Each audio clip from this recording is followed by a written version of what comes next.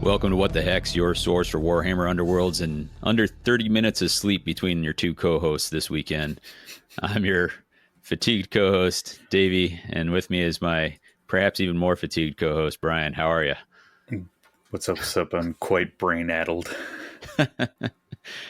We both had pretty substantial work shifts this weekend, and as folks know at this point, there is just so much content coming out, and Brian, you and I, for context, are recording this on, I don't even know what day it is. What day is it? 18th. It's November 18th, which means that in less than 48 hours, we are flying to Atlanta. Yeah, magic for bean Worlds. juice make brain go zoom. Yeah. I will be there, as we've now been able to announce, to run a live stream. We'll be streaming a table every round from the World Championships of Warhammer. We're still working out some of the details.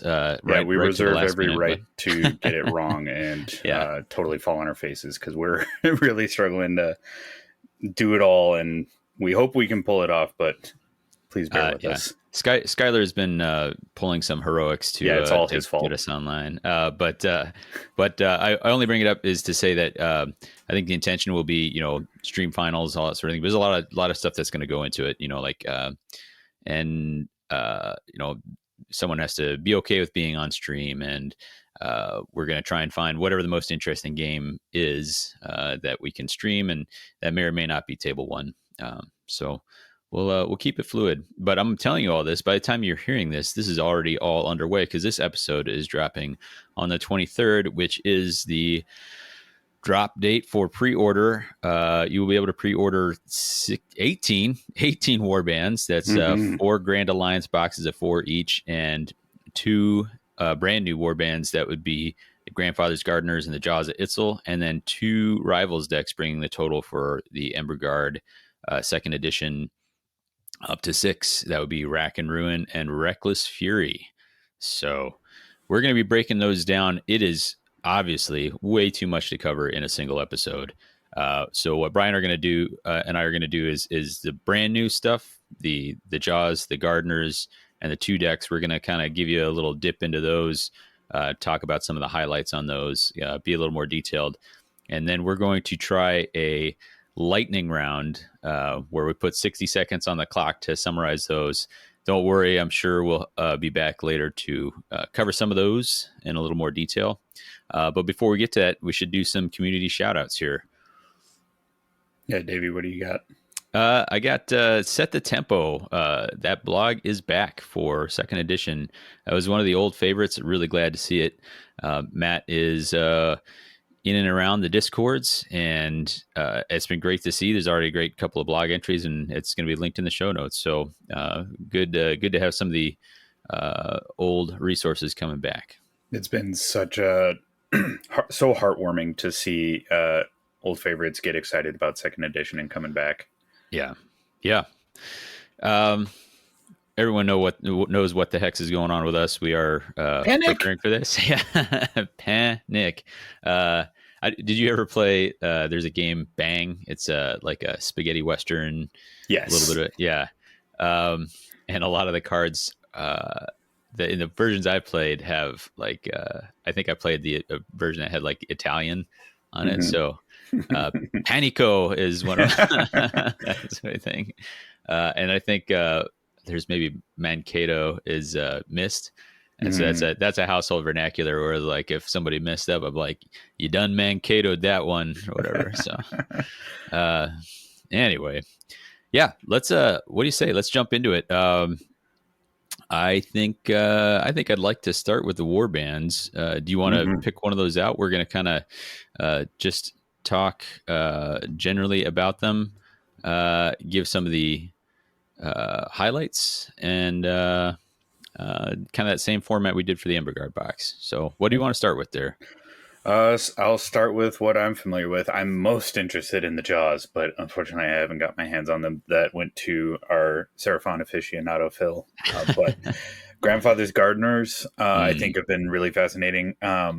They're maybe not the favorite models for everybody, but I think they're really cool for Plague Bearers, and I think their War Scroll is even cooler.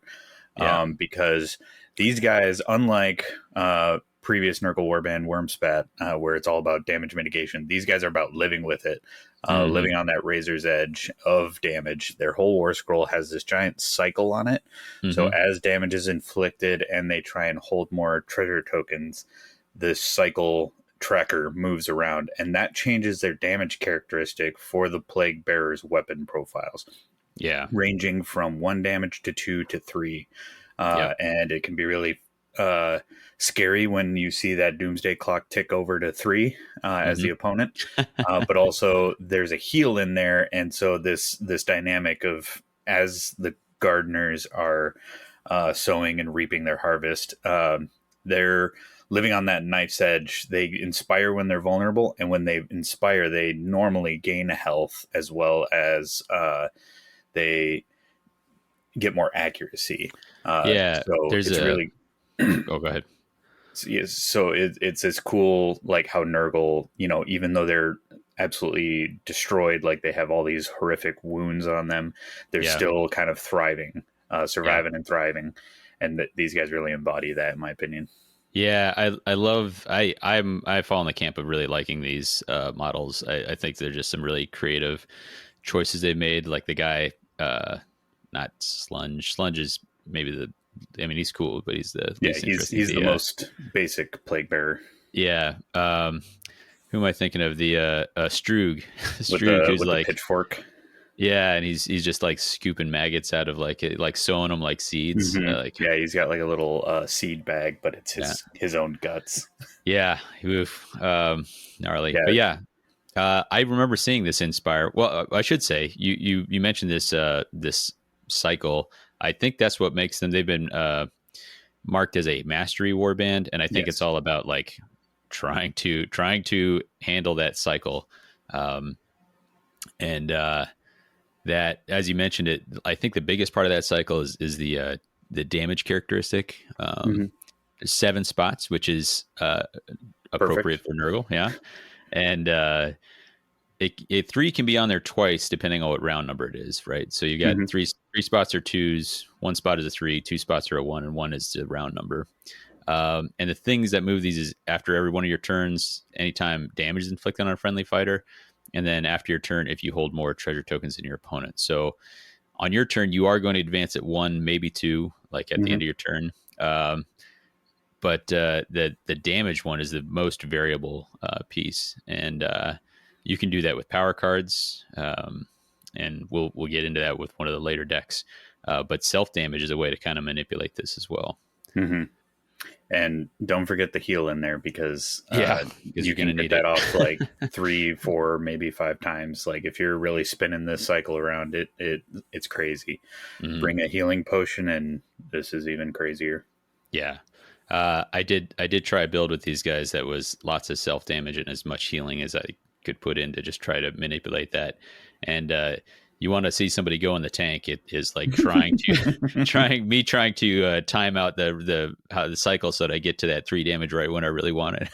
Right. uh, and it does make for some funny, like, I don't know, games of chicken were like, hey, you can damage me if you want, but that means I'm going to be on 3 on my turn. So maybe you want to skip or something like that. So, I think uh, a hidden gem within this warband is Squirt, the bloatfly. yeah, Uh, I did not realize how potent he gets on his inspired side. His damage profile is really strong. Like I was really neglecting him, and then I realized, oh my, yeah. Squirt is, what is he? 3 looking for swords, 2 yeah, damage with Grievous, crit Grievous. yeah. So Squirt can always, like, once Squirt is inspired, which is a little tricky, He's your uh, most reliable 3 damage source. always a threat for that. And even uninspired, he's a threat for 2. So, Right. uh, yeah, what the reason we should say the Inspire itself is a little harder on Squirt is that a friendly fighter has to be vulnerable. It's after an Hmm. action step, so it could be yours or your opponent's. Yeah. Personally, he's the only one I would like to self damage, because the rest of them, I think you don't need to help the opponent anymore. But Yeah, Squirt, you might want to be able to apply that yourself, because otherwise he's quite one shottable. And I think hmm, if you're the opponent, that's the route. yeah. There is a little extra protection here for well, technically all of them, imperturbable. No more than 2 damage can be inflicted on uninspired friendly fighters in the same turn. So that includes Hmm. Power Step. That is uh, pretty cool. Yeah, so It the prevents combination them. of that plus Mhm. they're inspired to gain extra health plus they're in their cycle heal. It's like I said, really fun. Razor's Edge, surviving and thriving. Yeah. The only so also the leader doesn't pick up any extra health, but Yeah. starts on 4. So weirdly, I think he's one. Even though he gets a nice accuracy bump, I think he is not as big a candidate for inspiring Yeah. because of that. I think also worth mentioning is that other than Squirt, who's at least a little speedier and has flying, and Slunge, who has just a range 1 attack, the other 3 all have range 2 attacks. Hmm. And those are range 2 attacks that come with a potential upside of as many as 3 damage, often 2. Hmm. Um, that can really get high if you add a great strength in there Yeah. for bumping. That's to have that many different models threatening it. I think we talk mastery. It's that kind of head game of I'm trying to figure out where as the Gardeners player, I'm trying to figure out where I'm going to have that dial. But so is the opponent. It's like, okay, which am I worried about? Everybody causing 3 damage? Yeah, kind of. Yeah. You know. Personally, I would invest in plus defense upgrades Mm. because you're not going to be able to keep all of them alive. And so I'd like to have that 2 block on the guy that I'm really invested in. I think that would be awesome. I think that's smart. I think that really uh, boosts up the survivability. That cap on damage from imperturbable also increases the value of healing. I think in the games I've played, I've not really attempted to inspire even the leader, and just use that plus other defensive and healing boosts to just kind of make it so it's pretty hard to take them off the table. Yeah. Um, any play styles that you think matches up with these guys? Uh, Personally, I think pillage and plunder. I think they're naturally trying to like thematically corrupting the land, and I Mm, think pillage and plunder kind of makes sense hmm. because moving on to objectives, flipping tokens, they already want to be holding more, and then Yeah, it's up to you, and you can kind of control that more. Again, flexing that mastery by flipping the treasure tokens so that you ramp up or ramp down the yeah. cycle acceleration.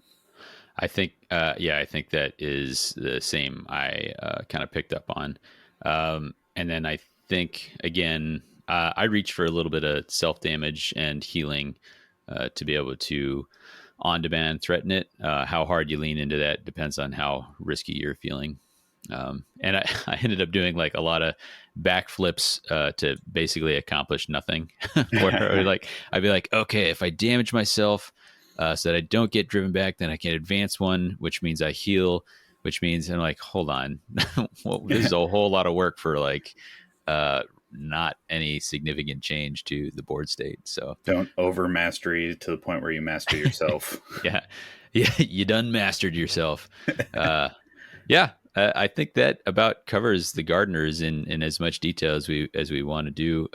Yeah, really, really, really cool warband here. I think really flexing the design space of second edition well. Yeah, This is, I think, from what we've seen so far, the warband that the fighter cards and the war scroll interconnect the most, and I I'd say really so. like that. Yeah, they really earn that mastery tag as Yeah, well. So uh, I think I've already mentioned it. For what it's worth, GW mentioned like, hey, you can strike warband, just pair it with a strike deck, and you're good to go. I think where that really falls apart is on the mastery decks. I think gardeners will really benefit from the ability to do a little bit of deck building to really mesh with their war scroll the best you can. so you're saying that Countdown to Cataclysm with Grandfather's Gardeners is cosmic level brain stuff? It is yeah, more cosmic than my brain is. We'll say that much. I would be right there with you.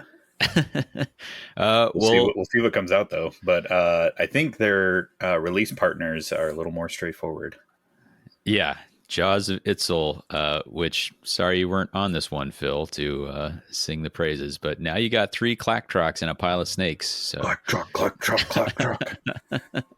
these guys actually had pretty awesome names for what it's worth. Like I think Bro is going to be attached to a lot of these names, but Brojack, yeah, Brotack, Brocar, Brokar, I guess. That one, Sokar, Brocar. yeah.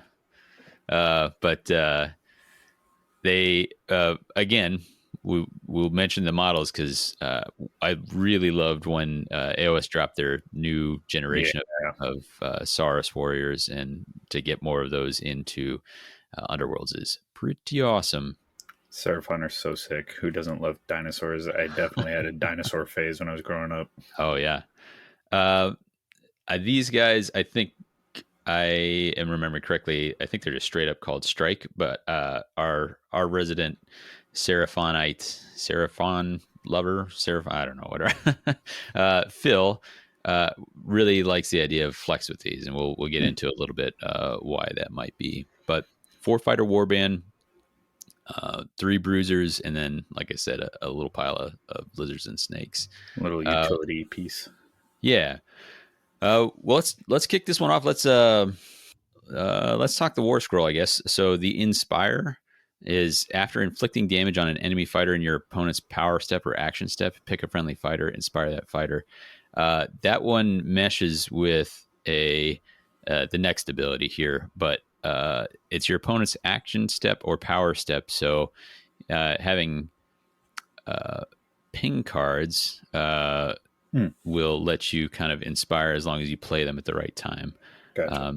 And honestly, like playing in your opponent's power step is often a great time to do that because you get a little damage out, then you surprise inspire one of your fighters, and now you're coming in with whatever ping damage you did plus an inspired profile, which on these guys is pretty legit. Spooky. Yeah. The other important piece of this is that the predatory fighters is how you're going to be able to do this during your opponent's action step. This is use this immediately after an enemy fighter's failed attack. If the target was a friendly Saurus and the save roll contained any shields, inflict 1 damage on that enemy fighter. All right, so they punch back. They do punch back. A bit like Magor's Fiends almost. Yeah, exactly. That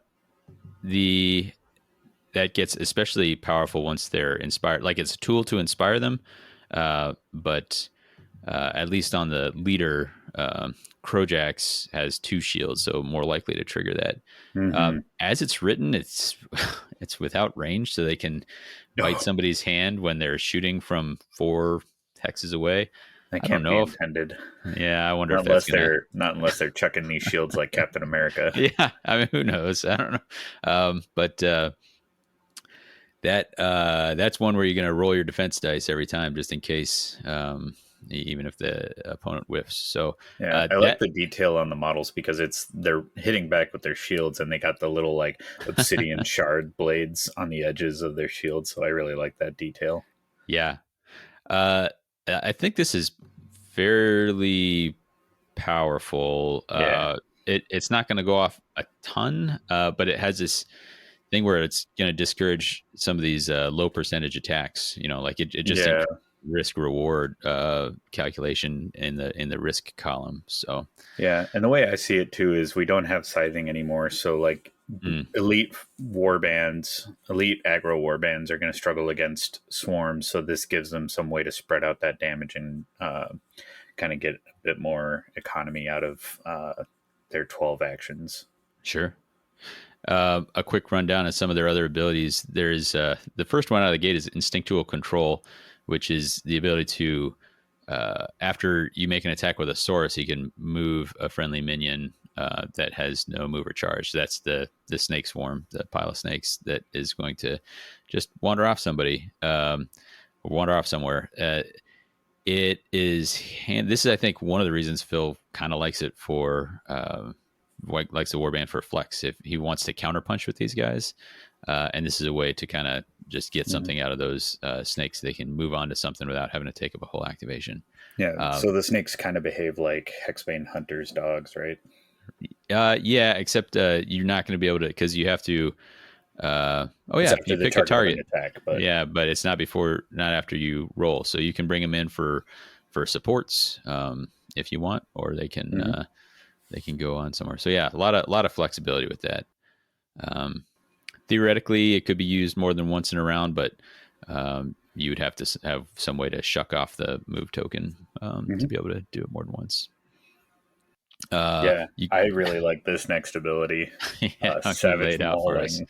Yeah, So use this in a power step, pick an enemy fighter adjacent to a damaged friendly Saurus that has no charge tokens. Roll an attack dice for each damage token that friendly fighter has. For each sword or crit, inflict 1 damage on that enemy fighter. You can use yeah, this ability once per game. Each time an enemy fighter is slain by this ability, you can use it once more per game. mm, yes. Uh, I think this is.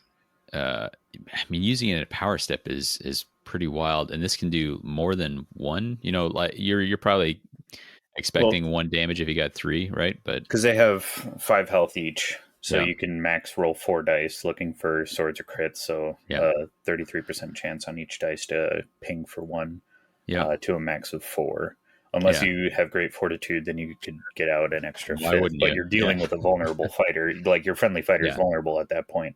yeah. Um, I really like this, and I love the ability that if this achieves a kill, because again you're dealing with a vulnerable friendly fighter, so I think there's a good balance to this because it's not like you're necessarily win more, Hmm. uh, but I really like that idea that they're just going savage. I kind of see this almost like because Seraphon have that like Aztec Yeah, uh, South Central and South American Aztec thing, and I kind of see this as like that temple ritual pulling the heart out, just like Kalima, yeah, and they get inspired and they do it again. yeah. It makes for some interesting incentives when playing against them, where you kind of want to time your damage in a way that maybe do a little chipping early on and then come in with the haymaker to finish them off, and also Yeah, maybe focus on one fighter at a time. Because if you splash a lot of damage around, then they're going to have the more opportunities to use this. yeah, really scary is going to be going into the next round because then Hmm. they're not going to have any mover charge tokens and they're going to be ready to drop this on you. Like they could charge with one fighter and then the other fighter that's wounded standing next to your fighter can do this too. So you kind of have like a double opener Yeah. to a round. Yep. Um, and then the last ability here is obstinate. And this is another one that has Phil pushing him towards flex. And this is using a power step, pick up a friendly Saurus. That fighter cannot be driven back until the end of the battle round, only once per game. Uh, Pretty powerful. Without drive back, distraction effects are relatively rare. By distraction effects, for those who weren't around in first edition, just means push an enemy fighter. Mm-hmm. Um, those are a little bit hard to come by for good reason. They're very powerful. Very So potent. Love them. yeah, this is a pick where you want to be, and you're probably still going to be there. It's also helpful for somebody who has powerful range one attacks, so that you can get to use that more than once if somebody charges adjacent to you. Mm-hmm. Yeah, and it should be noted on the fighters. The leader has flat 3 damage right out, like right there. Yeah. Inspires to be 4 swords for more Hmm. accuracy, and Hmm. notably, you can still put great strength on this guy for a total of Yeah. 4. Yeah. He's not gated by his own innate source of Grievous, so Hmm. spooky. And Yep. then Sokar, the other Saurus that's looking really aggro, he is 2 damage, but inspires to 2 damage with is that crit Crit Grievous. Grievous. So 2 sources of 3 damage, and Rotek as well. He's 2 damage. He's a spear guy, and Hmm. he can also be given great strength to go to 3 if you want to really spread out the 3 damage fear.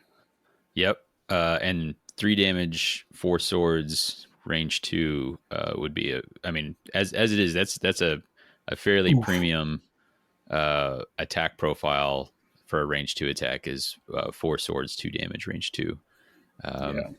and then yeah, I think these guys really put out the threat, especially when you consider the fact that there's a couple different ways you could get pinged by the War Scroll while playing against them. And all of them have an inspired attack profile of 4 swords, which means they're actually pretty good at overrun. Oh yeah. Or Oh and my. I always talk about overrun with this, but it's not just overrun; it's also denying stand fast. Yeah. So it makes it all the more likely that you're going to do your full damage rather than have it reduced by 1, which is not something I've kind of focused on as much as I probably should Yeah, have. no, that's a really good point. Wow, wow, Yeah. And then those Sotex Venomites, or as I've been calling them, the pile of snakes, wow. only 1 health, but starting out defense on 2 dodge and with no bounty. Yeah. Right. I think that's a pretty well designed card where it's like that is not a guaranteed attack to go through, right? Like, Right. so they're not casually removable, I guess is Right. what I would say. Which is exactly kind of where you want that kind of fighter to be at. Yeah, and the mini comes with a built-in meme. Yeah. What was the it was something to do with the head or something like that? Yeah, it's the side-eye monkey puppet. Oh yeah. Yeah, that's right. Yeah, I think that'll be a fun one just to paint. I think the Yeah. whole warband would be fun to paint. Oh my god, I'm so like these Source Warriors look so sick. Yeah. I saw some AOS players mentioning that Crojack, the leader here, is a old world, old blood Source Warrior. Oh yeah, Leader, there's some kind of just temple reborn. guardian or something. Yeah. Yeah, there was a mini in the old world. He hasn't yet been brought over to Age of Sigmar, and so all the Age of Sigmar players are just kind of Yeah. looking at Underworlds, the eye stares and be like, that's I forget what his name is, Gorjax or something. He was like the Eternity Warden or something like that, I Yeah. think, but I don't remember. Yeah, he's like some legendary Yeah. albino Source Warrior, and they're just like, that's Grojax. Like, can we just call him Grojax? And I saw like the Warhammer community response was just like, you can call him whatever you want, just buy him. Fair enough. Right. All right. Shall we get into the blitz mode? Well, I think we got the decks to cover real quick, and then we can do that. Okay. Or, yeah. I mean, it's good. It'll inform a lot of discussion going forward. But sure. Yes. Last comments I just want to say on Jaws is Phil would tell you as far as deck pairings that you don't have to go full strike with these guys. They've got some tools to make some positioning scores work, and I think he's spot on with that. So consider that in your deck choices and building. Try a few different things. Yeah, I think when we get into Reckless Fury, we could see more full strike, because right now just Blazing Assault, I think, is there's definitely like a high and a low aspect to that deck, but balanced out with another strike deck, I think could work. But I would agree in the sense that I like to mix flex in so that I have some guaranteed objectives along with getting the beat down on. Yeah. Not just I heard you like strike with your strike, so I put strike in your strike so you can strike while you strike. Oh, people are going to do that. Yeah, for sure. But yeah, I think Phil, traditionally a big fan of counterpunch anyway, and I think that's the route he's at least going to start with. I'm sure our local Ben is going to do mastery hold with them. Yeah, yeah. He always likes to be a contrarian and do some really cool. All right.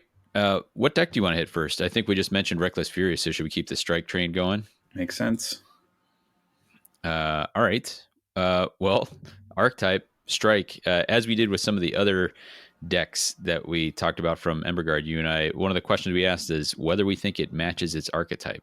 Brian, do you think Reckless Fury matches the strike archetype? Yes, very much so. Yeah. I agree, but what I love is that it does it in a way that is definitely different from Blazing Assault. Yeah, it's not just Blazing Assault by a different name. It's not Assault Blazing.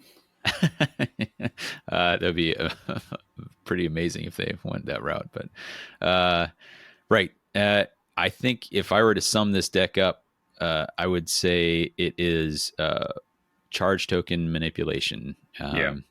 So you are being rewarded for having a lot of charge tokens out, either on just your folks or on yours plus enemy fighters. Yeah. positioning them in certain spots. And then the power cards really trigger some things where if you can get everybody charged out, have some benefits, or get a surprise. And when we say charged out, I mean like everybody has a charge token, so now you can Yeah. start reactivating fighters. So I think this lends itself to some surprise reactivations. Yep. Yeah.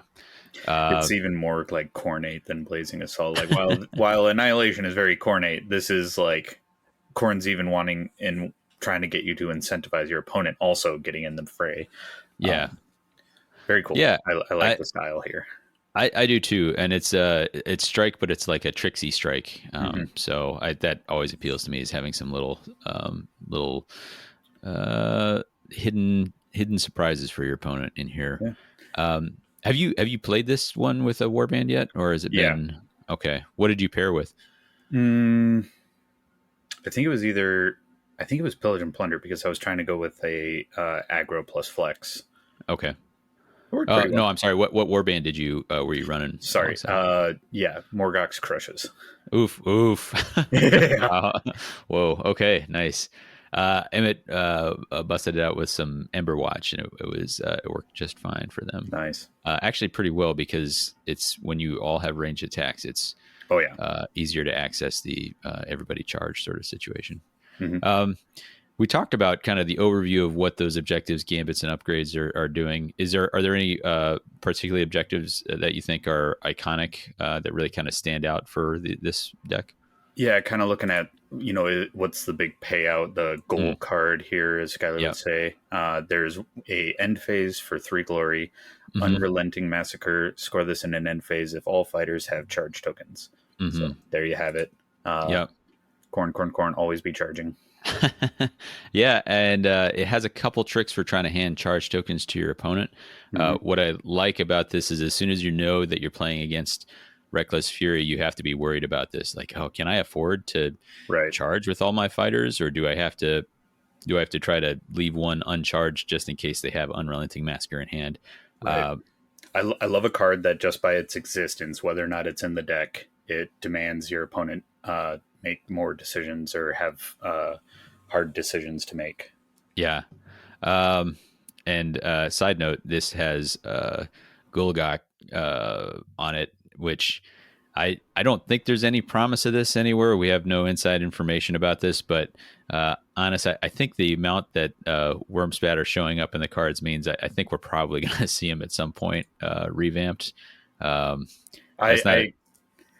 see quite a few warbands in the free downloads that I'm just like, they'll be coming back. There's going to be another round of Grand Alliance boxes. There's too many new and pretty models. Like, for instance, Sons of Elmorn being there. They're not going to sit there. Like, those are amazing minis, and they're recent, and people are going to be like, oh, I missed that release, and I really want to get those minis, and they'll sell a Grand Alliance box on their own.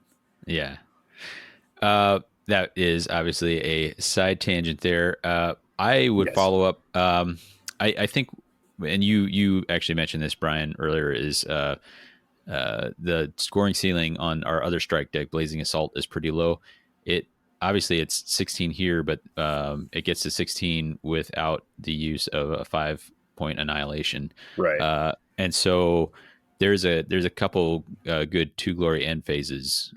All of the scoring ceilings are the same, but achieving them is not the same. Right, so Annihilation is a challenge based on what warband your opponent's bringing, because it's really hard to chop down all of a swarm warband efficiently.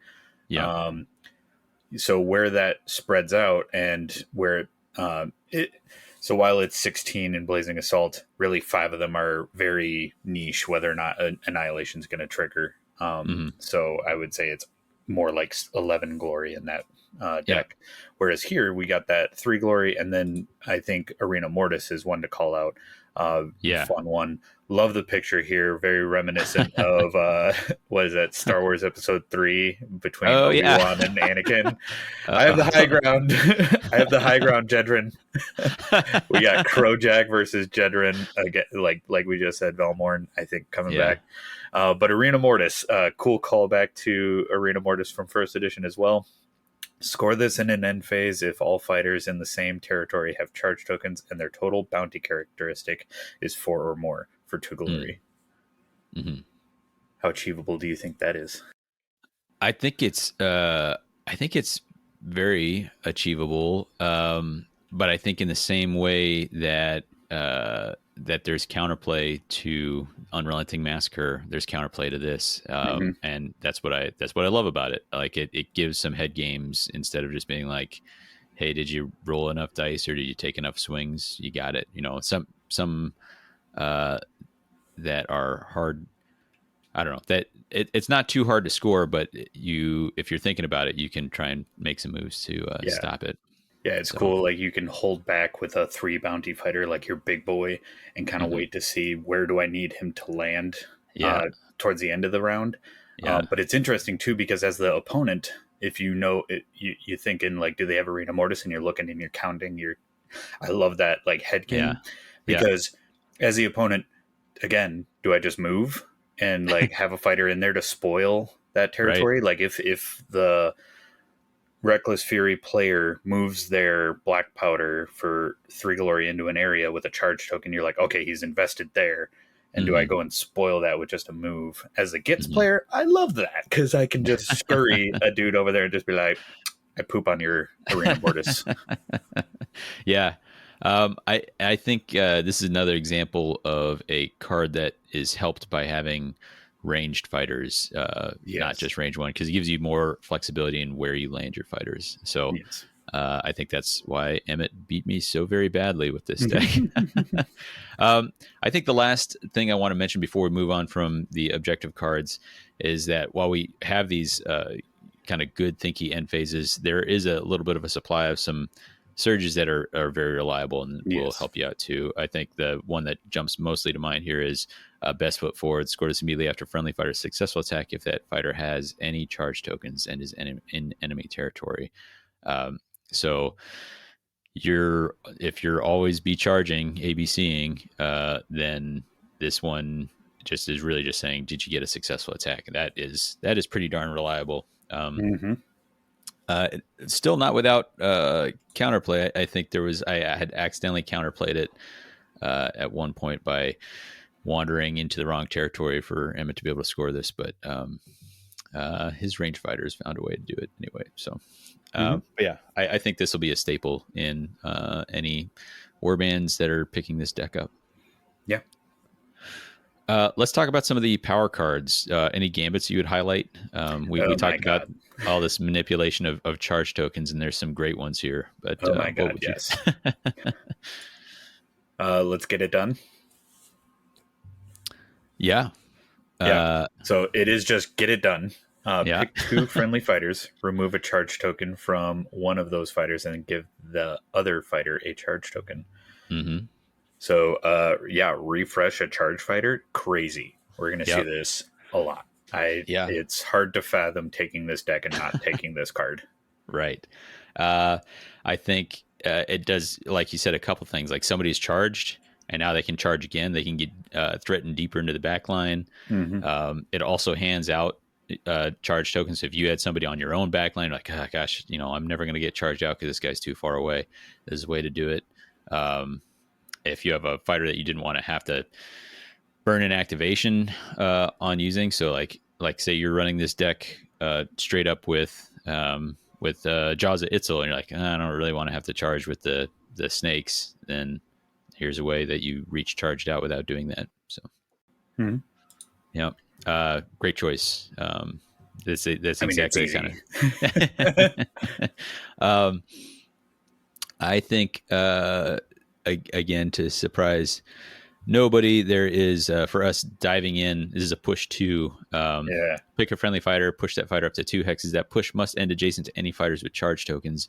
That on paper, I was like, that might be a little situational. In practice, man, it's been pretty darn reliable.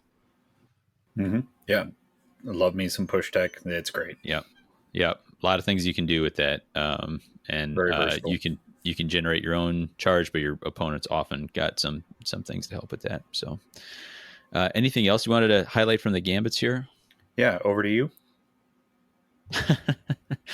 Not No, actually over to passing you. it back. It's a card. Over to you. So this is again more token manipulation. Basically, when a friendly fighter is slain, move all of your move, charge, and guard and/or stagger tokens over to this fighter that slayed your fighter. Yeah, or a friendly fighter if you want. Oh yes, So you can do it to the attacker or whoever took your fighter out. right. Yeah, So it is interesting that that includes the guard token. yeah, yeah. There is some benefit being exchanged there, but yeah, it's some fun manipulation. It's going to be kind of niche in a scenario, but it is, I think, critical to the unrelenting massacre type game plan, Yeah, I especially think if you have an opponent that is actively trying to thwart that. right. I think the last one I would want to mention is there's this card, Reckless Attitudes. There is a upgrade that does some similar things, but this is enemy fighters cannot use core abilities other than the charge ability in the next action step. So a couple things here. The obvious one is that it helps towards that unrelenting massacre. The less obvious and pretty tricksy thing uh, is a couple things, I guess. Like if you were really trying to force a particular activation out of somebody, or if your opponent is running this deck and has completely charged out in order to start scoring certain things, this basically says, hey, unless you have another trick up your sleeve, you are not activating next turn. Like, hope you like the focus core action. Right. Um, Yeah. so, yeah, some control Scouter's play use there that. unexpectedly. Scouter's use that to great effect on me. It's great. It's awesome. Yeah, so kind of the same thing we were talking about, like some real powerful effects, but tricky, tricky Well, while it's still being strike. and even more like if you want to just go full strike, always be charging. There's also push through, essentially to deal a damage to your fighter, and then they can act in the next activation as though they Mm-hmm. have no move or charge tokens. So Mm-hmm. again, another way to cheat out an extra charge.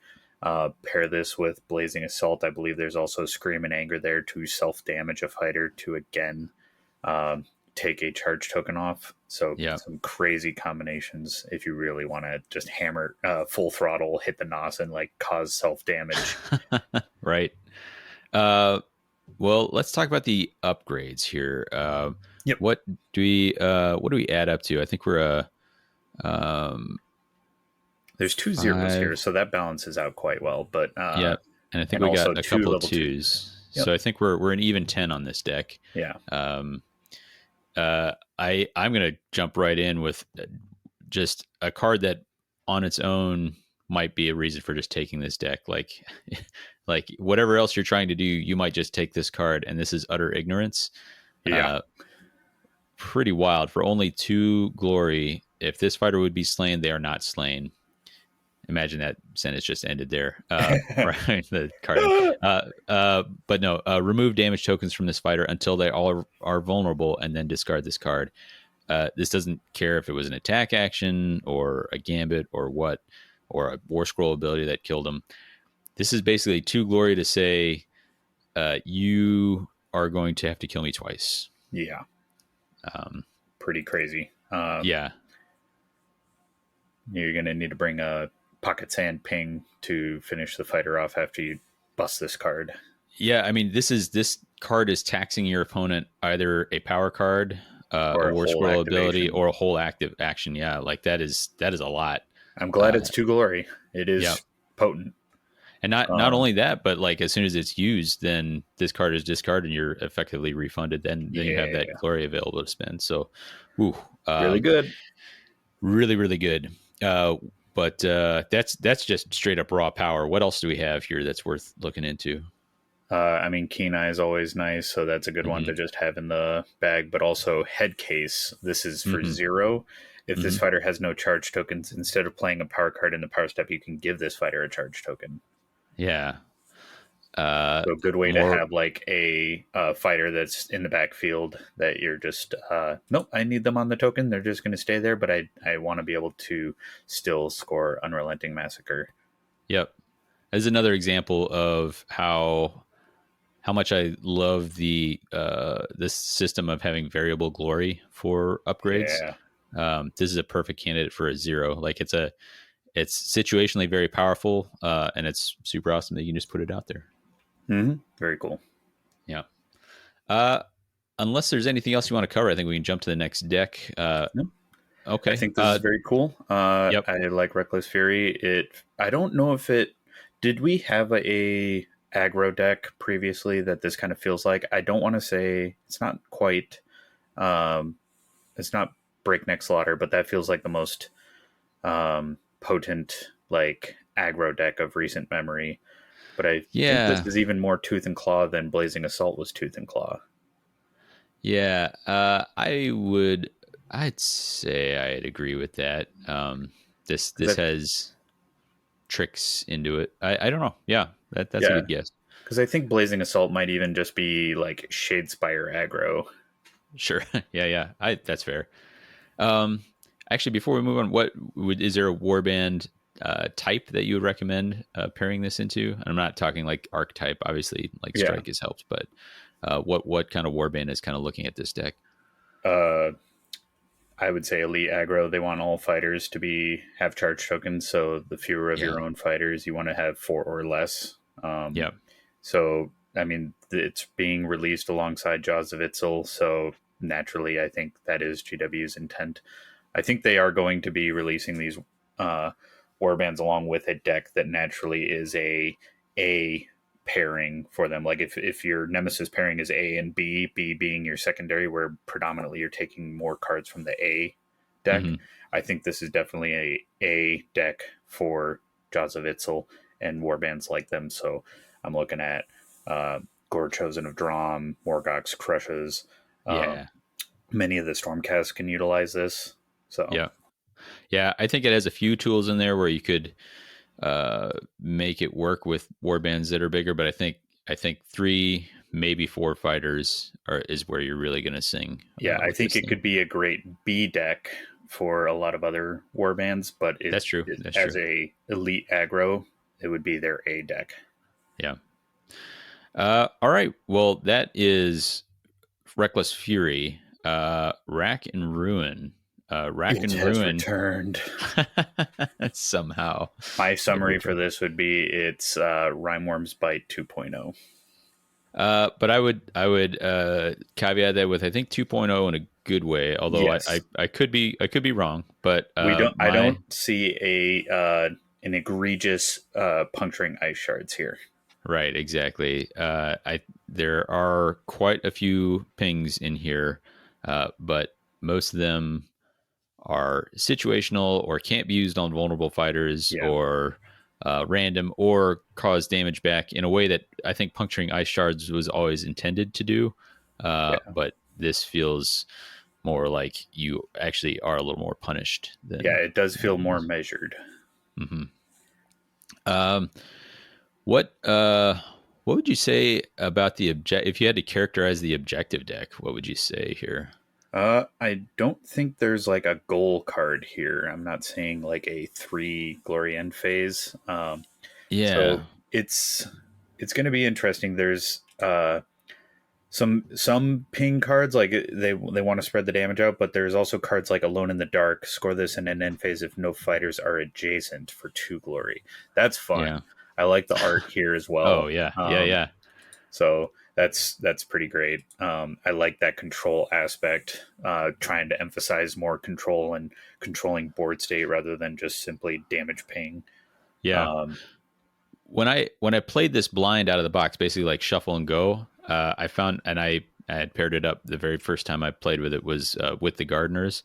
I was like, as I was playing, I was like, what am I even trying to do here? Like there was a lot of like unexpected, like a lot of these objectives you really need to know that you're working towards it, right?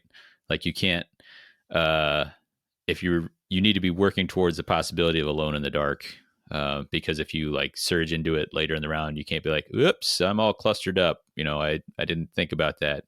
There's a lot of positioning stuff. I'm thinking here also like a surge like careful advance, score this immediately after friendly fighter moves if 2 or more friendly fighters that have move tokens are in enemy territory. Like uh no dice involved in that other than keeping those fighters alive, but yeah, also like That I means like those. careful advance for a warband like Gitz or Sepulchral Guard, where they have ways to get more move economy out. But otherwise, Yeah, I don't like the um, two actions of move into enemy territory when normally you want to be charging. right. Um, I think you want some kind of extra efficiency yeah. or some such, but yeah, I mean, there's a lot of positioning scores here. Hmm. Um, and there's a few that are for like just playing cards. So I'm thinking ploy master is, did you play three or more ploys in the Low on round? options.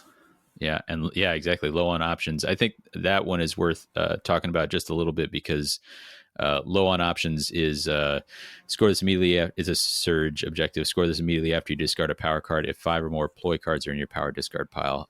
And as a reminder, part of playing a ploy is discarding it. So Yeah. once you have played it, it is discarded. So this works for if you are discarding it because of the focus action, or if you are playing it. What about if you're Um, discarding in the end phase? oh yeah, I guess that Yep. works. So That's what Skylar um, did to me, and I was like, "Oh, interesting." yeah, so this is in that category that there basically is no counterplay, right? Like this Yeah. is going to happen. It's a deck building choice, pure and simple, because it's a little tough to. Well, it's more than little. This is extremely unlikely to score in that first round unless you have a crazy card draw, and that's usually where surges are the most attractive. But this one is made attractive by the fact that in round 2 and certainly round 3, this is going to happen. Like there's just no stopping it. So. Hmm. Um, yeah, I think overall it is a little bit of a schizophrenic objective deck where it's hard to say like here's the clear overriding theme. Hmm. But I think there's a ton of tools for you to salt into other decks if you are so inclined. Yeah, I'm not sure if they do. I'm not sure if they label this as a mastery deck, but it feels like Countdown to Cataclysm in the sense that yeah, it's a little frantic, kind of all over, Mhm. but it's going to be an excellent Nemesis pairing, I think. Yeah. Um what uh, what is the overriding theme of the? I keep wanting to say Gambit's ploys here. Hmm. Well, you said it was Ramworm's Bite, so most of them are going to be some ping or some manipulation. Like there's a confusion here, so another deck source of confusion if you're looking for a pairing that gives you that. Hmm. That's a really strong card option. You have a card like Deadly Traps. Play this immediately after a friendly fighter's drawn attack. If the target is not vulnerable and was driven back, inflict 1 damage to the target. So it's kind of like what was it, Pit Traps? Yeah. But this one, importantly, has to be on a tie and Yeah, uh, cannot be vulnerable. So really tones down the yeah, power on that. I like that. Yep. I'd like to highlight. There's a pair of them. There's Damned If You Do, Hmm. and there is Ominous Rumblings. Yep. These are both in the line of the back in first edition. Thricewold had those Yep. temptations, and this is kind of like here, pick between these two options. Yeah, hand it to Uh, your opponent. Your opponent chooses the poison. mhm. I think of the two, I'm most excited about Damned If You Do because it's two very powerful things. It's Right. uh, inflict 1 damage on a fighter that's not vulnerable, or push a fighter 1 hex, and you don't have to choose the fighter first, and then your opponent says you can do this thing. You say, "Hey, I'm going to do this to one of your fighters." You pick which effect, and then I'll pick the fighter to apply it to. Yeah, and on the other side, ominous rumbling gives stagger tokens or ping. I think again, this is Primer's Bite 2.0. I think it is an improvement Yeah, because many of them, or these two, are choices, and many of the pings have to be on a not vulnerable fighter. yeah, yeah. I think that I think ominous rumblings is one. If you really want to leverage that, you have to have some pretty threatening attacks for the staggers to feel dangerous. Yeah. Now, as an example of one that does cause damage to a vulnerable fighter, or can, Yeah. volcanic eruptions, pick a Hmm. fighter, then your opponent can pick an enemy fighter. So this is going to risk yourself as well. Yeah. Starting with the fighter you picked, roll a number of attack dice for each of those fighters equal to their bounty characteristic. So if you're choosing a larger target, you have a higher likelihood of causing damage, Hmm. but they're usually going to have more health. So Hmm. you're, and meanwhile, so then you roll the dice equal to their bounty characteristic. If you roll any hammers, inflict 1 damage on that fighter. It's a max of 1, so it doesn't matter how many more dice, you're just increasing the likelihood of causing 1 damage. Yep. And then your opponent also rolls for your fighter that they chose. Yeah. I think, yeah, I think another example of this is fault lines. Pick an undamaged enemy fighter, do 1 damage to them. Then your opponent can pick a fighter, inflict 1 damage on that fighter. Your opponent's pick, they can be anybody. It can be their own. For some reason, they want to do that. I'm not sure why they would, but it can be, if they're, as they probably are, picking one of your fighters, it can be somebody who's vulnerable. Like, your opponent is really given a lot of leeway on this. So Mm-hmm. I think this is what puncturing ice shards was intended to be, is like, hey, you get to decide when this happens, but you better be ready for some serious consequences. Yeah.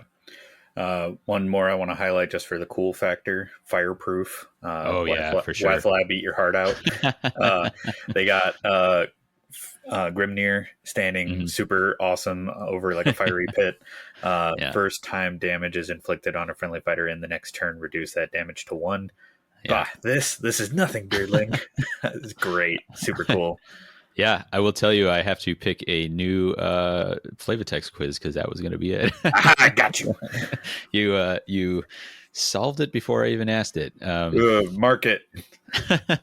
Count it. Count it. We'll see.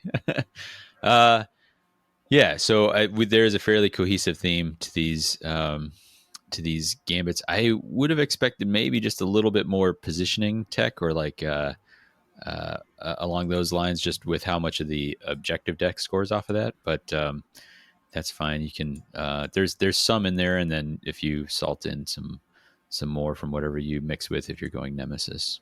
Mm-hmm. What is our upgrade cost? It looks like 5, 6, 7, 8, 9, 10. So this one comes in at 10, and that gets there with 3 0 costs. Yeah. And I guess by default then 2. Yeah, 3 2-pointers as well. Yep. I'll be amazed to see when we finally get an upgrade that has a cost of 3. Yeah, it presumably is amazing. So right.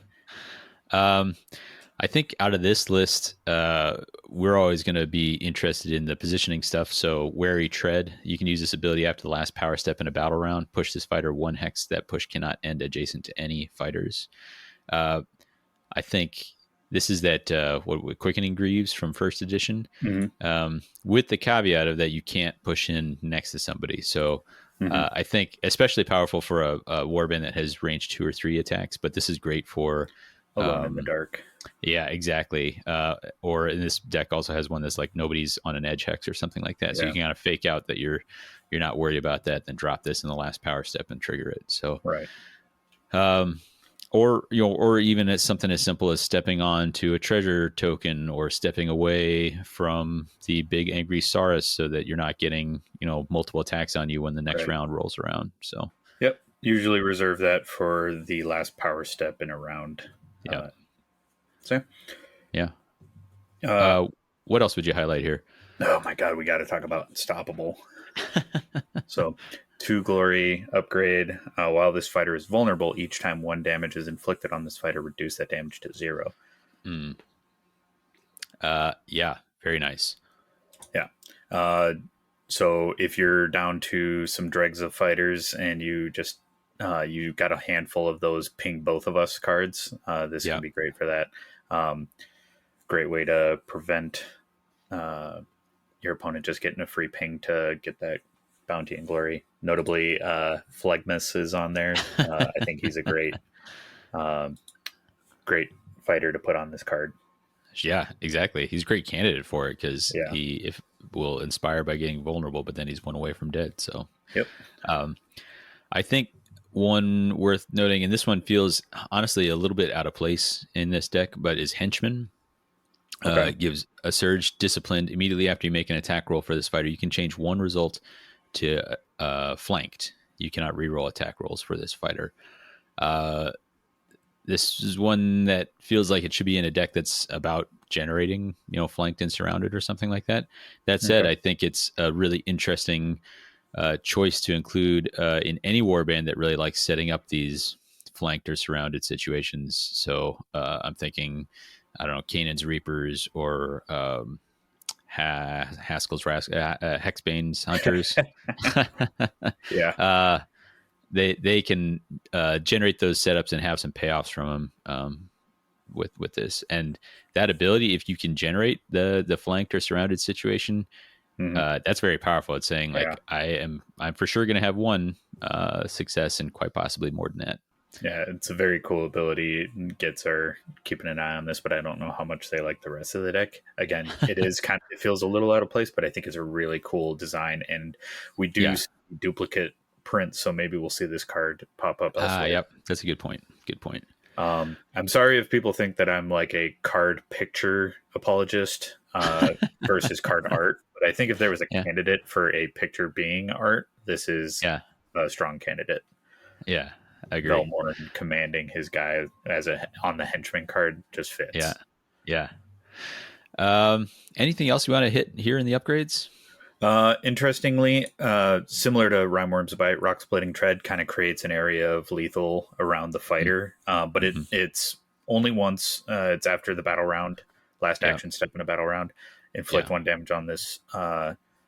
Inflict one damage on that fighter, but you got to roll a hammer. So I think it's a very measured version of what was it in the last one, but yeah.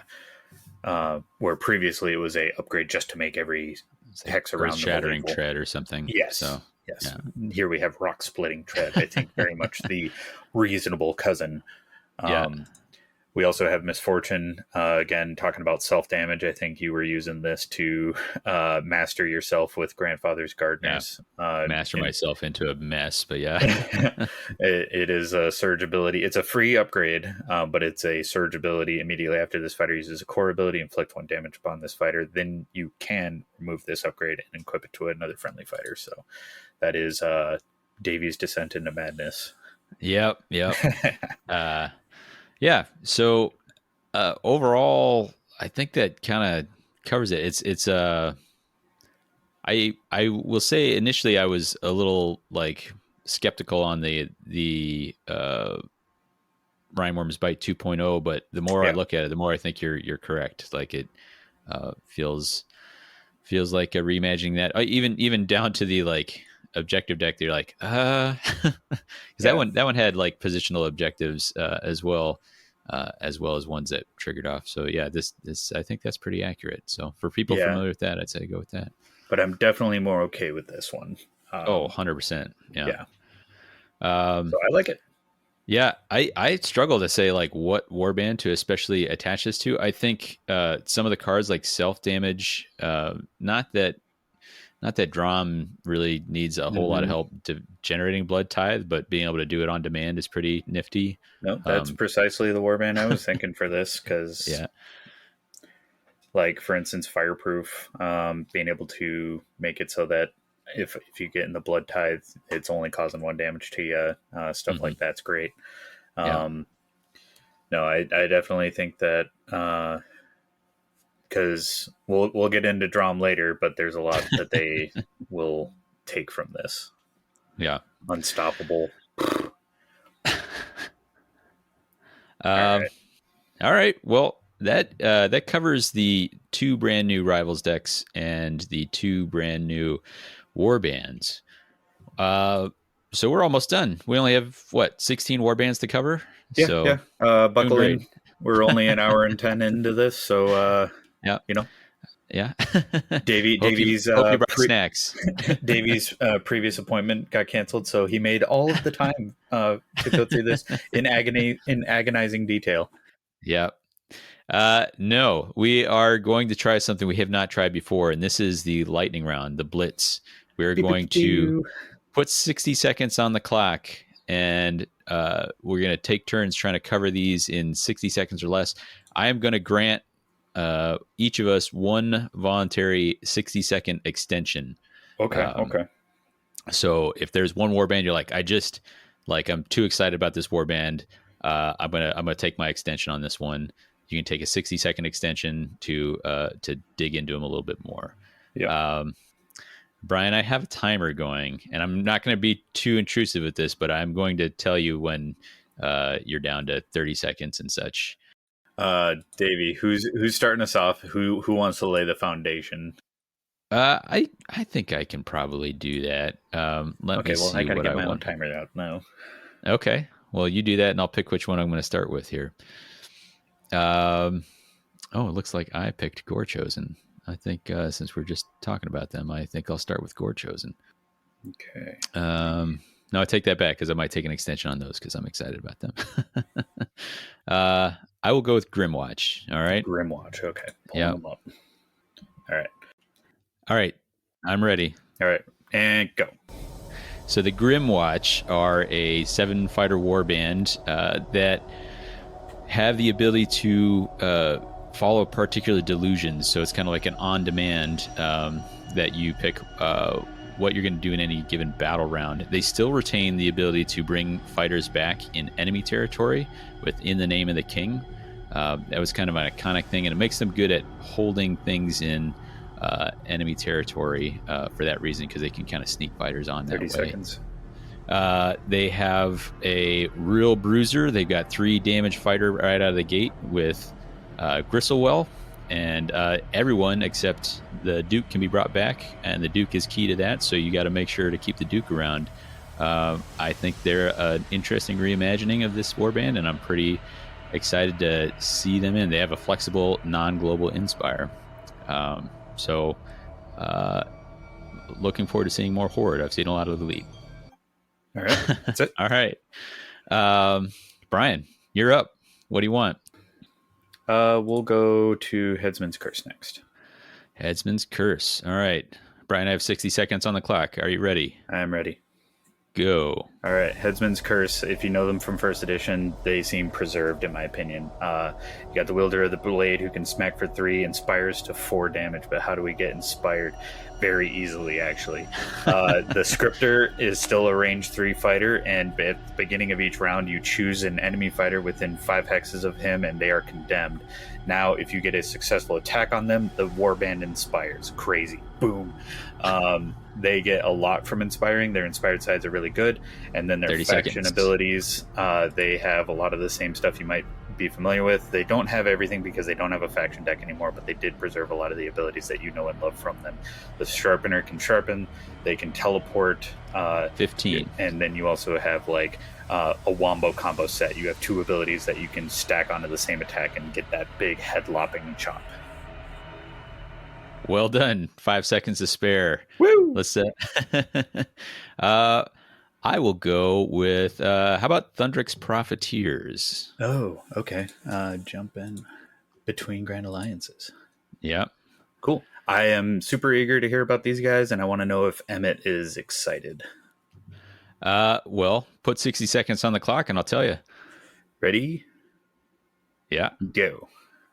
So Thundrix Profiteers retain that inspire, where they inspire by scoring objectives, which makes for some of those surges really kind of making the warband sing if you can find the right ones.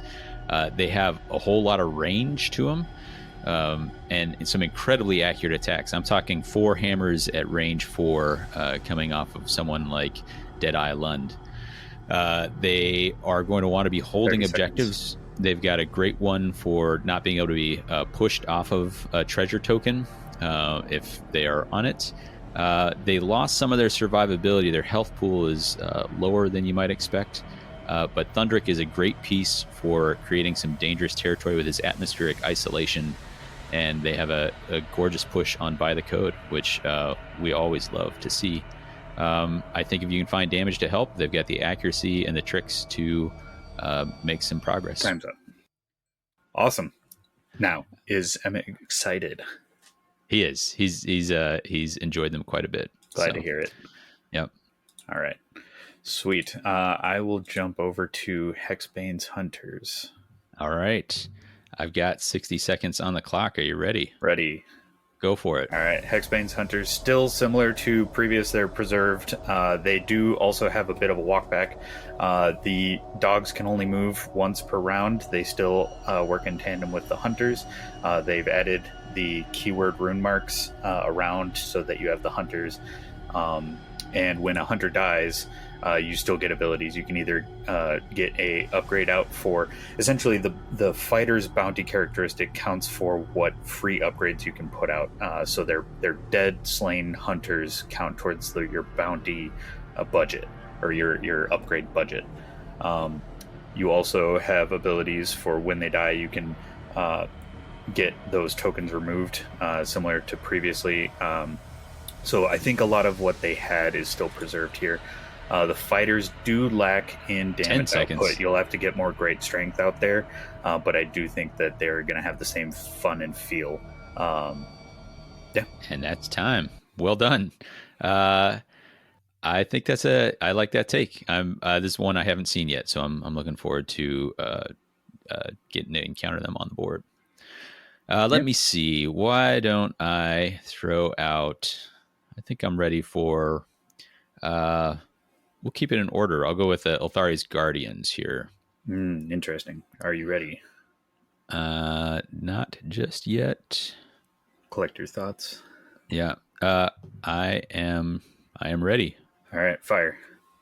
Elthari's Guardians, a warband that we haven't seen in a long time. These are ones that were all the way back to the Night Vault, and they've been fairly absent since then. 4 fighters. They have an amazing Inspire mechanic where they kind of plant seeds, which works as card draw.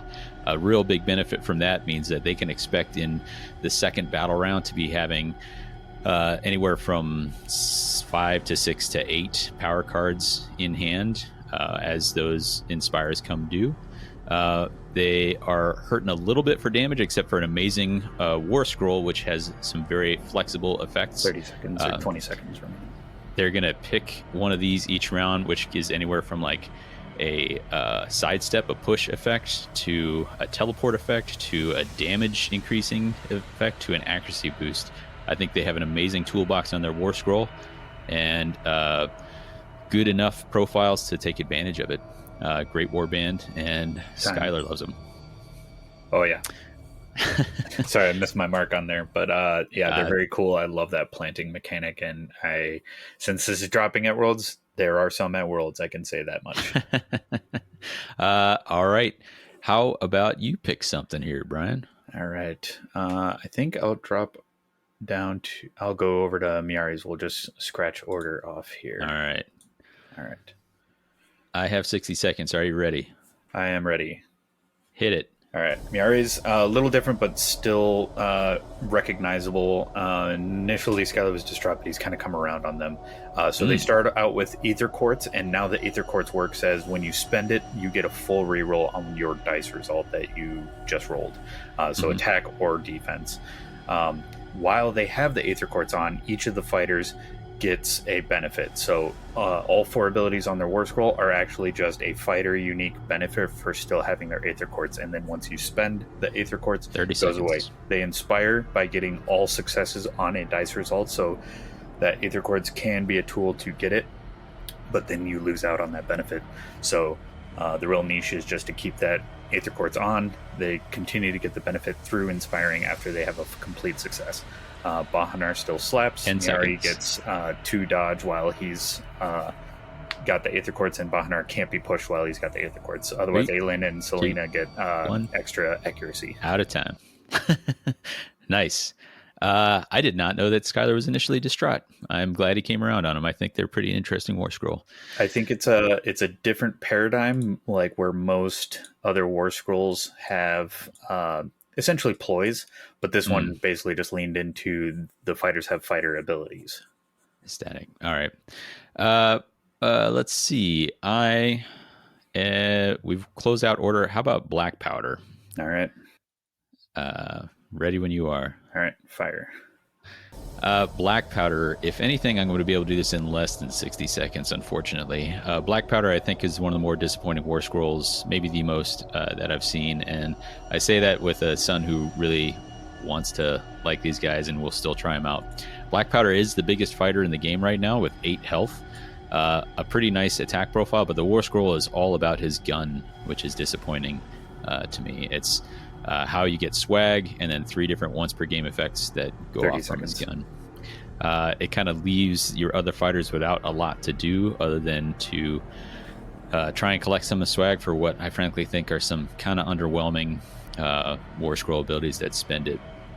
They've lost some of their movement shenanigans, the push shenanigans, and they don't break upgrades anymore by stealing stuff, which I thought was really iconic. So overall, kind of disappointed with this one, but I hope somebody can still find a way to love them. And time.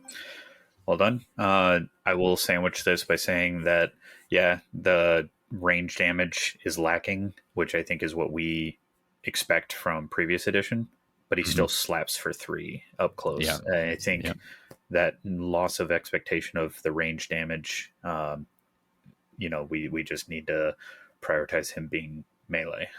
Sure. I think it's more that the other guys are not doing much, they're just, it's just not as interesting. Yep. Anyway, but I'm cheating by talking more. I'm not using my extension on Black Powder. What do you got? Let's go to Morgoth's Crushes. All right. I got 60 seconds on the clock. You ready? Yeah, hit me. Go for it. Ouch. These guys slap. You just got 3 giant bruisers smacking. And what's most notable for them is they have an Inspire when they get 3 wall counters. How do you get wall counters? When they attack or when they are being attacked. It doesn't matter if they're successful. So wall counters come easy. It's crazy. They only need 3 to Inspire, but you got to spend all 3 in order to inspire 1 fighter. But they get really potent when they Inspire. On their War Scroll, they have abilities. Dead Ard, you can spend up to 2 and give immediately after damage is inflicted, you can either give your friendly fighter a guard token or the opponent a stagger token, and you can spend 2 to get both effects. You also have an ability to spend wall counters to roll dice per wall counter expended, roll hammer or crit, and that ploy has no effect. Woo! Crazy. 10 seconds. And then basically you can also use Morgoth's push ability as well with wall counters. Crazy strong. They are scary. I have not tried to play with or against them yet, but I really find that War Scroll exciting and frightening in equal measures. Yeah. Cheating, 3 sources of 3 damage on the fighters. Let's keep it destruction oriented, and right. I will go with the Cunning Crew. All right. Ready? I am ready. All right, get stabbing. The Cunning Crew, 5 fighters. They used to be the undisputed kings of movement tech with some of the biggest brain stuff that was possible. A lot of that is gone. There's still a Cunning Plan, which allows you to sneak some extra pushes on your minions, but it's only once per game. They have the ability to get super supports from their minions, which now include the Hobgrat, Crook Grin, so they can get into that flanked surrounded situation. If you have a War Scroll that or a deck that helps you out with that's great. They have a very exciting one called Dirty Tricks, which is a kind of 3-card Monty. Guess what I'm holding in my hand? Is it upgrade or a ploy? And if you are the winner of that exchange, then you get to decide what the results of a particular combat interaction are, what the dice are, which is crazy. Not as exciting with the movement tech before, but still fun. Yeah, there's a lot to cover there. I think my burning question is, does Torka still provide support at range? No, but he does do 3 damage, which is pretty cool. Oh, very interesting. And I have my work cut out for me on Grincrack. Good luck. I've got 1 minute. Are you ready? All right. I am not ready, but hit me. Go. All right, so Grincrack's Lund Court, I have a personal grudge with these guys, but they do have their quest mechanic preserved. I think it's even more interesting, but my God, I have no idea how it actually works and what sort of dirty tricks people can pull on them. Basically, you can pick a fighter and he's going to be doing a quest. All the quests are on the War Scroll. You have 4 of them. Conquer the realm, hold treasure tokens. Go forth and wallop, be in enemy territory. Slay the horde, kill small fighters. Slay the scary thing, kill the big fighter. do that, you'll inspire the fighter. You could also inspire Grin Crack, 30 seconds. and then you also get a benefit. Some of them are drawing power cards, some of them are doing this, but you also have a dub mechanic. Crazy, I don't know. Dubbing them means that one fighter gets a benefit while the quest is active. Crazy. I don't know what sort of shenanigans people are going to try and pull. Interesting to see. I think it's an interesting warband. I imagine it's mastery because I can't. Well done. That was much more effective than I thought that was going to be. We were looking at it right before the episode, and I was like, "Oh my gosh, I'm glad I'm not doing this one." This looks like a brain burner. And yes, grip still slaps. I'm going to wrap it around back to death. Let's go with Crimson Court next. All right. Are you ready? I'm ready. All right. Sad vibe music starting in 3, 2, 1. I am on record perhaps as something of a Crimson Court hater.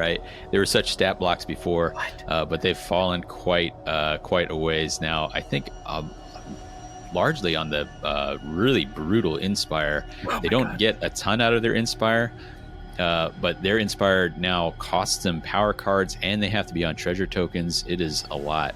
Bloodthirst still exists, but it really only adds move and some side benefits, maybe if you do some of the bestial transformations. There's an interesting core ability, Dark Transfusion, which any of them can use, but only once per game. And this is the hurt an enemy to heal yourself. And it can be used even if the fighter is vulnerable, which is kind of a rare one. But I think the cost of that Inspire, along with profiles which are not as staggeringly amazing as they used to be, makes for a bit of a fall for this warband. And time. Yeah. I think it's fair to give a slight eulogy here and extend a little bit because these minis are so great. They sell boxes on themselves, but right now this War Scroll is quite abysmal. It's a very costly Inspire, and then they can have the option of going Savage, and Savage is not worth it. Yeah. But their War Scroll is also gated by having 2 abilities only usable on Inspired fighters and 2 abilities only usable on Savage fighters. None of it's worth it, in my opinion. Sad day. Yeah. Luckily, the minis are so good and so popular that I think we won't see this War Scroll. If we're going to see this new paradigm of 2nd edition and War Scrolls being easier to change, update, and revitalize, if it's easier now in 2nd edition, I think these guys are first on my docket to give a update already in 2nd edition. Interesting. What do you want to cover with your 60 seconds? Well, unfortunately, I have no clue what Canaan's Reapers do, so I'm going to jump us over to our first Chaos Warband. Okay. Which one do you want to do from them? Let's start off with the Dread Pageant. Dread Pageant, lay it on me. 60 seconds, go. All right, Dread Pageant, previously a hold flex warband, largely dictated by their objective deck. That's no longer here. So what do they do now? Pain. They get benefit for having damage on themselves. Very Slaneshi. I think that thematically works. However, it doesn't quite feel the same. You've got Vasilak and Slake Slash, but Glazette, I think, is one of the most changed fighters in the game. She previously was secretly the best fighter in the warband because she was on 2 guard all the time. She has now been demoted down to Hadzu's level. I'm sounding kind of negative, but there is still a lot of control aspects with this. When you have a damage fighter, you can push them with one of the abilities. You can also give damage fighters guard tokens. So I think there's still a lot of work to play here, 15. But they do change quite a bit from their previous edition.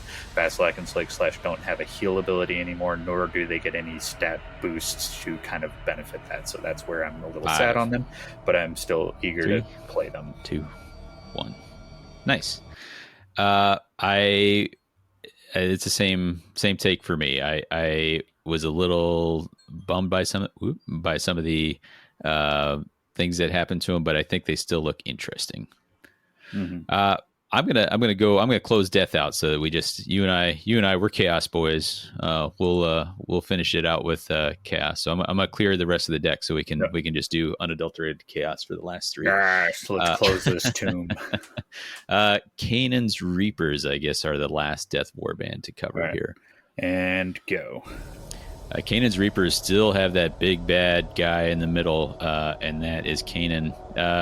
he has a real fat attack on him, which is an important part of this warband. They all start on 2 move, though, which is a little challenging.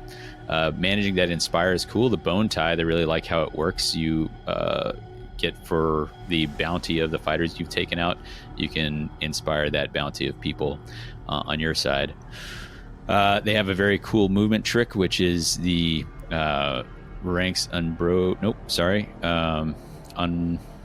Mortec Advance, where after your action step, you can immediately move minions, but they have to end next to other friendly minions. Seconds. So leveraging that is going to be huge. They have a great control tool in Dire Ultimatum, where 1 round you can't attack unless you're attacking Kanan. I think there's a lot of potential for a good pilot with this one. I'm looking forward to seeing this one go. And time. Cool. Yeah, 2 move, rough, but yeah, that's cool. And eager to see. Interesting bounty distribution here, though. Yeah. You got 3 and then a bunch of 1s and then a 0 on Know Him. So Know Him inspires for free. Yeah, why not? Which chaos do you want to go with? We got 3 left. Kagra's, Gore Chosen, and Ephilim. All right. I think I'm going to cheat a little bit. I got to read a little bit more onto Ephilim to give them proper. But okay. I am pumped and ready to talk about Kagra. All right, go for Kagra. All right. Ready? Send it. Yep. So Kagra, they are now a hold warband. Their desecration ability still works as kind of familiar. They inspire when they have 2 treasure tokens desecrated. They can still hold those tokens as treasure tokens still. But killing an enemy fighter adjacent or on it will desecrate it, as well as just standing on it will desecrate it. They inspire after the round, though. Getting out, and they need 2 to inspire, so you're going to be fighting very viciously for that. Once they have those, 30 seconds. They have some really cool abilities. They can draw power cards for each treasure token that is desecrated. They can also have an ability that allows you to get +1 save or +1 attack dice, only one of them, once per game. Very versatile right there. And then you also have a push, again, very versatile. Great war scroll, in my opinion. The fighter cards do change a little bit. Kagra doesn't hit for 3 until she is inspired. And 5. Basically, you have Kragan and Razik. 2, they changed a little bit 1. as well. Kagra. Time. Take your extension. You're good. No, I'm good. I think they've got great inspired stats, and I think this is going to be a powerful warband. I'm excited to see them. And an interesting war scroll. I think some of these war scrolls we talk about being powerful or not powerful, but I think what's almost more important for me is an interesting war scroll. And I think just to cycle back, I think maybe that was my biggest thing about Black Powder is I just didn't find it a very interesting war scroll. Yeah, I'm not even commenting on power. I'll take all right. Go ahead. 60 more seconds on the clock for Kagra's. Yeah. This one goes out to Alex. Yeah. Here you go. This one's for you. So Zarchi is up to 4 wounds now. That's great. However, you have Razik on 3 wounds now, but he inspires to 4 and 2 blocks. Yeah. So he's a big one for that inspire. You really want to get him inspired. Kragan, he's the dual wielder. His shield is on his back, so he stays at 1 block. Before health, and what notably he gets is the whole warband is 3 move, but he goes up to 4 when he inspires. So dual wielder is definitely bringing Khorne to town. Kagra, like I said, only 2 damage to start, but she inspires to 3 damage. Awesome. She also goes up and gets a range 2 profile. Interesting. Also has Grievous, so it's hitting for 2 at range 2, but 3 at range 1. That's cool. She goes to 2 block as well. 15 seconds. Then they're going to become tanks. Very fun warband. I can see these guys with Restless Fury as well as a lot more defensive tech to get extra 5 stuff. So I'm fired up about these guys. Yeah, as well you should be.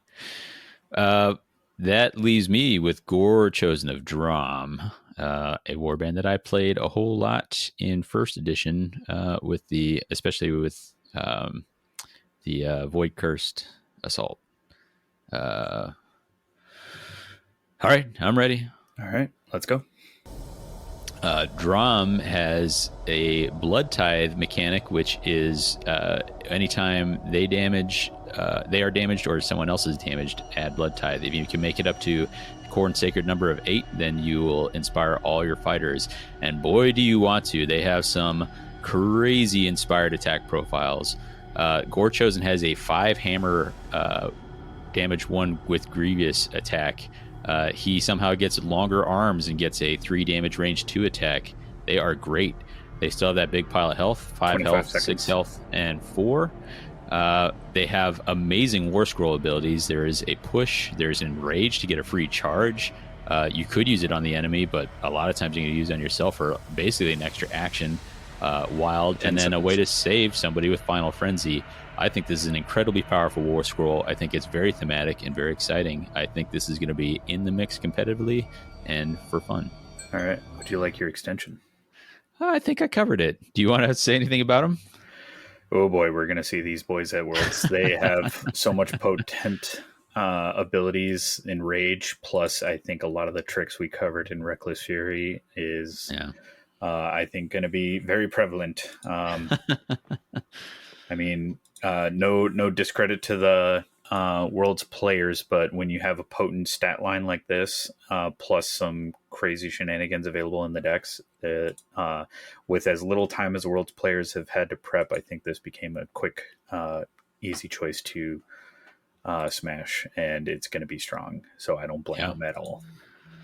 We have one left, Brian Effelums. If you feel ready for it, you can do it, or I can take an extra. I think I took a look at these guys when we were doing our blog reviews. Sure, if you want to add in after I give an initial take, but I had experience with them before, and I see the translations. So okay, lay it on me. You have 60 seconds, sir. All right. Ephelum's was definitely sort of a mastery warband previously because they had their own plot card. Some of that has survived the change. Here we have Glorious Change once per round. You inspire one fighter, but you only stagger one other minion. The 4 minions are still kind of what you would expect.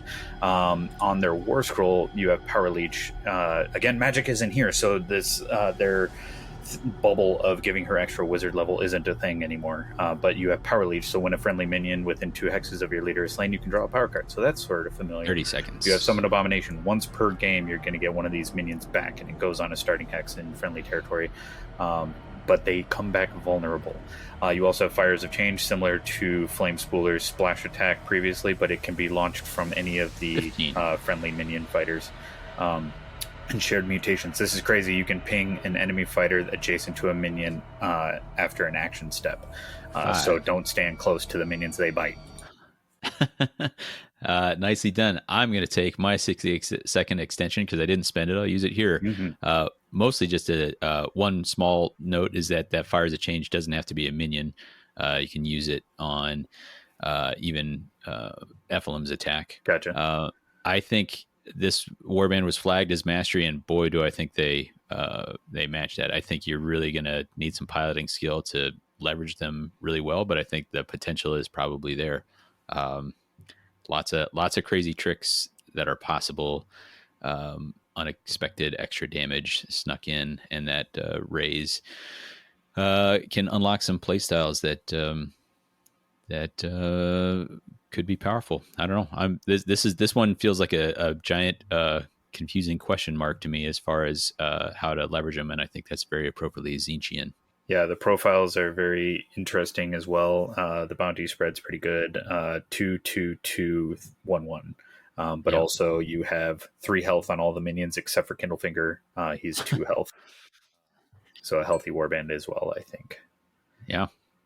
And that covers our 16. As a reminder, in case you missed it, we will be covering, in some way, we'll be covering these more later, probably as they kind of crop up in our play experience or wherever the motion takes us. But that's the best way we could bring you something. If you want a deeper dive in any of these, we do have the blog up and running. Well, not yet at the time of recording, but theoretically, Phil will be laboring in the electronic mines to make this happen. Keep it down the home front while we go out to Atlanta. Yep. There's been just a tremendous amount of work from the team in general. A lot of it generally invisible to folks. We'll talk more about it at a later date, but it's been a real hard push to kind of get all these different elements together. But Davey, I hope you enjoy. I got a bit of a addendum to what our coverage here. Okay. Skylar has given us because they're only advertising the archetypes on the box, so it's very loosely like do what you will with the warbands, but at least on the box they at least start you in a direction Okay. and what they consider each of these, and Skylar has provided that for us. How about you read them off and we'll each say agree, disagree on that. Does that make sense? Yep. So we'll start Okay. off with the Death Warbands. All So right. Headsman's Curse, Strike. Yeah, I agree. I agree. Yeah. Crimson Court, Flex. Uh, flexing in the trash can. I don't know. Yeah, I was going to say Uh, something similar, unfortunately. yeah, yeah. I think they're in a tough spot. But yeah. Canaan's Reapers, Flex. Yeah, I think so. The movement tech kind of gets you there, but they have the option to offensively output. Yeah, I'm surprised that Mortec Advanced didn't just land them in Mastery. Yeah, yeah, that's a good point. Grimwatch, Taken Hold. Sure, I think that checks out. Yeah, they were and they still are, seems like. Yeah. All right. On to Destruction. Grincrax Lincourt, Flex. Maybe, who knows? Mastery, if you can figure out the quest. I don't know. What do you think? I definitely would have said Mastery. Okay, fair enough. Crushes. Do you have a guess? Gotta be Strike. God, my God. Is there maybe Drom, but Drom is they're so striky. So striky. Is it Strike in all caps? Should be. We'll make it so. All right. Black Powder Mastery? I guess. I don't know. Sure. I maybe just because it's a strange mechanic. I think it's what you want it to be. It's a fairly neutral war scroll. So yeah, I would have considered this Flex and Grin Crack Mastery. So bit of a disagree there, but not. I mean, none of this is like how dare they? Like how could you? Yeah, yeah. All right, the Cunning Crew Flex. Sure. Yeah, they've got a spread of abilities. Yeah, I'd say so. I like that. Yep. They have a bit of an Omni tool, so I think that's kind of where Flex is finding itself. Flex, I think, is definitely the widest basket. Okay. Yeah. Right. On to Order. Hexbane's Hunters. Strike. I suppose. I mean, I think they're aggressive. They get a really fast start because they fire the engine up pretty quick if they start losing people. Yeah. I would say there's certainly Strike, but with the amount of rules and overlapping abilities and bad choices they offer the opponents, just like how they previously did, I personally would have put them as a Mastery Strike. That's fair. And I'm gonna jump ahead to Thundrick, which they have labeled Mastery. Do you think Thundrick is more Mastery than Hexbane was? Maybe not more so. I think that I can buy the Mastery just because it's such a different play style. Your damage output is very low, but your range and accuracy is very high. So it's a different style. I would have also taken hold for this. They've got several things pointing them in that direction. Yeah, that makes sense. Interestingly, we don't have a taken hold here listed for the Order warbands. Instead, we have Miari as a Flex warband. Yeah, I'd say so. I buy it. I think that's fine. Yeah, because their Aether Chord's ability just gives them a lot of flexibility with their rerolls. So you can, I think they are, yes, a very Flex warband. I think Strike, Taken Hold, you can do a mix of both, and that is Flex. Meanwhile, Yulthari, with their planting mechanic, is labeled Strike.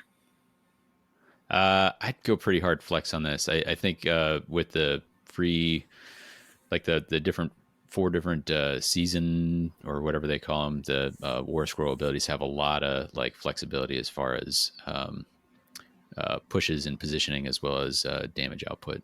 But, I here's my take on the Grand Alliance box and how they should have been labeled. I think Hexbane's Hunter's Mastery because of all the overlapping abilities. Miari's Flex, Thundrick's Hold, Yulthari's Flex. Sure. All right. On to Chaos. Kagra, Taking Hold. All day, every day. For sure. Yep. with the benefits of great profiles for when you want to mix it up too. Mm-hmm. Ephelum Mastery. Yep. That works. I'm no Yep. argument here. Yep. Dread Pageant Flex. Sure. Sure. Fair enough. Yeah. Yeah. I think they're a combination of take and hold, but their damage abilities, yeah, Flex fits. Yeah. We'll see how good they are at it, though. Yeah. And Core Chosen, lo and behold, they chose Strike. What a weird pick. GWY. What? I don't know what makes sense anymore. Oh my Yeah. God. Absolutely. Absolutely Strike. I think they have more interesting, I don't know, more interesting. Like Morgoth's Crushes also have some really crazy abilities too. So I think both of them are just like pinnacle of Strike. Yeah. Morgox has that unexpected like counterspell ability Yeah, the power basically. turnoff, the ploy turnoff. Yeah. That I mean that on its own like makes me super interested to play him just cuz that's not something we've really seen anywhere else. So Yeah, no, both of them I think are pinnacle Strike and appropriately labeled as such. All yeah. right. Well, that is our rickety elevator pitch down into the Emberguard ruins for each of these warbands. I am super excited. I think this is just a deluge of content. If you already own these warbands, you can buy just the warbands, war scrolls, and fighter cards in a Mm, pack. That is not going to be in your local store. That is a direct from GW that's a great call out. card order. So personally, I own a lot of the warbands that I already want. So Mhm. if I'm there's going to be a split. I'm going to buy the warband, war scrolls, and fighter card pack, and then Yeah. if I need the minis, I'll buy the boxes. But Yeah. ultimately, I really like this release thing because some people just go all in for one faction, Grand Alliance wise, and Mhm. that I think is a great way to package these guys. Yeah, if you look at it, the per warband cost, 25 per warband is a pretty great deal as far Right. as GW sort of things. So the problem is it is gated in that box, but if you find folks in your community that are willing to split with you, Yeah. cut that up, then I think this is a great way to kind of Yeah. build up a. And we don't yet know what a full sweep of a season will look like in terms of releases, but That's a good point. I think a starter box like Emberguard is definitely still good and viable to split with a friend. But I think in terms of getting into the game, that is something you don't really want to split if you're the more you go into it because you want to have all Mm, the decks available to you. And if you're splitting them, then you got to buy another box anyway and split it again. mhm. But these Grand Alliance boxes, I think, are absolutely splittable. If I have no interest in playing Crimson, the Grimwatch, or Headsman's Curse, and giving those to a friend because I'm crazy, because those are really cool warbands, then I Yeah, can keep the other two in very splittable boxes. Yeah, I yeah, like this release. I think it's a great move by GW. Um, and there's just a few warbands that are missing in the luster compared to others. But we'll see how GW kind of approaches this new season. And with the War Scrolls, they should be changeable. We have downloadable war bands already, downloadable War Scrolls. So I'd be interested to see if we start seeing addendums to these. But it's a great place to start, and I'm waxing on. And it's no, not me. I mean, I think they're, I think it's good points. There's a lot of room to play right now. And Mm-hmm. I think for me, the biggest is getting two more rivals decks in the mix. I think now that we're at 6 decks to kind of mix and match with, I think it's a much more interesting spot from a deck building perspective if that's your jam. Oh yes, So, I think the lesson learned from Gnarlwood. Don't get me wrong, like Gnarlwood had its pros and cons.